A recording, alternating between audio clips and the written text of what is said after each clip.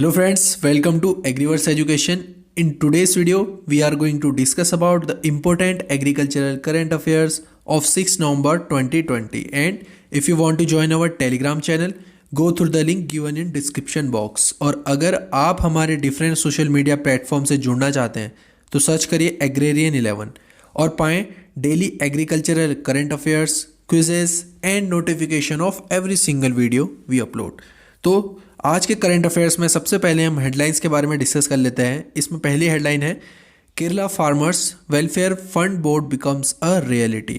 दूसरी हेडलाइन है with NABARD supports Kerala to set up own milk powder factory. और लास्ट है hybrid rice Corteva slowly making inroads into Bihar Jharkhand and they trains 90,000 women farmers.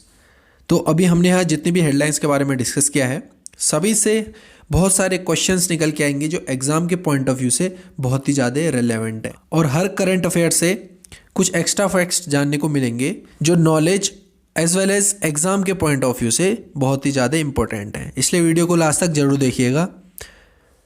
शुरुआत करते हैं आज के करंट अफेयर्स की। Kerala farmers welfare fund board becomes a reality. तो केरला गवर्नमेंट ने हाल ही में फार्मर्स वेलफेयर फंड बोर्ड बनाया है जो कि इस प्रकार का एक कंट्री में पहला फंड बोर्ड है जिसका ऑब्जेक्टिव होगा पेमेंट ऑफ पेंशंस। यानी कि इस फंड के तहत जो फार्मर्स हैं उनकी फैमिलीज़ को पेंशन दी जाएगी और इसके साथ साथ कुछ बेनिफिट दिए जाएंगे अगर किसी केस में फार्मर्स को कोई प्रॉब्लम हो जाती है, जैसे कोई मेडिकल प्रॉब्लम होगी या एजुकेशन रिलेटेड प्रॉब्लम होगी। अगर ऐसे कुछ कंडीशंस हो जाती हैं तो उस केस में कंपेंसेशन दिया जाएगा। और इसमें बात ये करी गई है आफ्टर 60 ईयर्स मंथली पेंशन दी जाएगी 10,000 रुपीज़ की।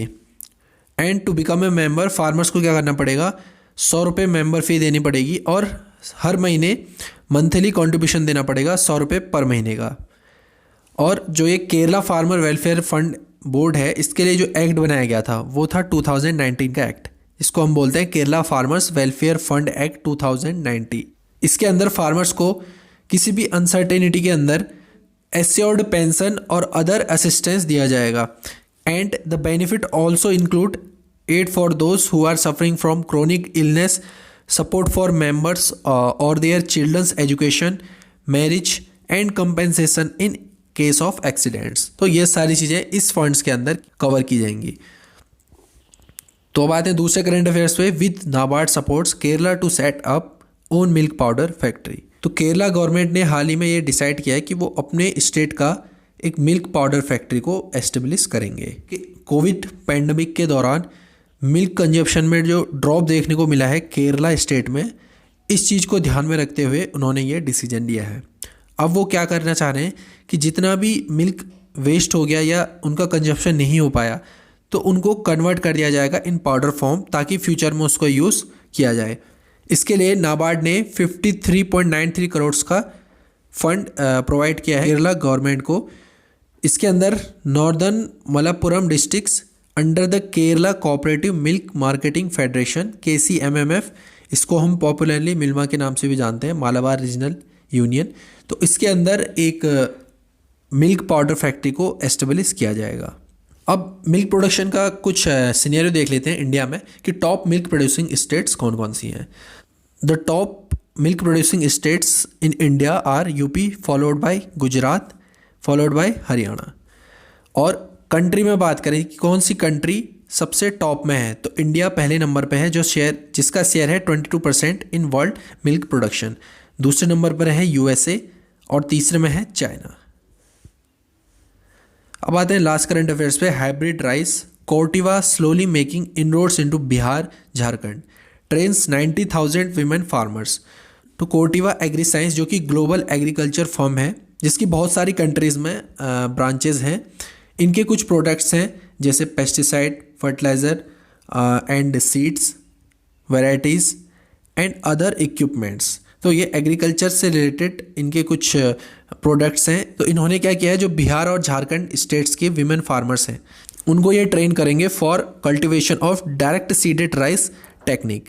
अभी तक क्या था, इससे पहले वहाँ की जो विमेन फार्मर्स थी वो इनब्रेड राइस को कल्टीवेट कर रही थी, जो कि ट्रेडिशनल वे में इसको ग्रो कर रही थी। अब क्या है, इन्होंने हाइब्रिड सीड प्रोवाइड करा है इनको, जो वैरायटी है 27P37 एंड 27P31, ये 2 वैरायटी हैं। इन दोनों वैरायटी को वहाँ के वीमन फार्मर्स से डायरेक्ट सीडेड राइस टेक्निक के तहत उनको राइस की कल्टीवेशन की ट्रेनिंग दी जा रही है। और उसके साथ साथ उनमें ये सिखाया जाएगा जो डिफरेंट एग्रोनॉमिक प्रैक्टिसेस होती हैं और पोस्ट ट्रांसप्लांटेशन केयर होती है हाइब्रिड राइस की, वो सारी चीज़ें इसमें सिखाई जाएंगी। इससे क्या फ़ायदा होगा कि आने वाले टाइम में जो वहाँ के विमेन फार्मर्स हैं, अगर वो हाइब्रिड राइस को आने वाले टाइम में ग्रो करेंगी तो उनको उससे काफ़ी अच्छी यील्ड मिल सकती है। अब यहाँ एक टर्म आई थी इनब्रेड लाइन्स, तो मैं बता दूँ इनब्रेड लाइन होती क्या है। चलो सबसे पहले मैं प्योर लाइन के बारे में बता देता हूँ। Pure line is a progeny of a single homozygous plant of A self pollinated species, यानी कि इसमें जो स्पीसीज़ है वो नेचुरली क्या है, उसमें सेल्फ पॉलिनेशन हो रहा है, और वो जो प्योर लाइन है वो सिंगल होमोजाइगस प्लांट की एक प्रोजेनी है। इसको हम एज ए वैरायटी यूज़ कर सकते हैं। दूसरा जो टर्म है यहाँ इनब्रेड लाइन्स, तो इनब्रेड लाइन्स क्या है, inbreds are the homozygous genotype developed by repeated selfing with selection over several generation, यानी कि इसमें क्या होता है, नेचुरली कुछ प्लांट्स जिनमें नेचुरली क्रॉस पॉलिनेशन होता है उनमें हम रिपीटेडली सेल्फिंग करा देते हैं। उसके बाद जो हमें होमोजाइगस जीनोटाइप मिलता है आफ्टर द सेवरल सिलेक्शन, उसको हम बोलते हैं इनब्रेड लाइन्स। इसको हम एज ए वैरायटी इस्तेमाल नहीं करते हैं।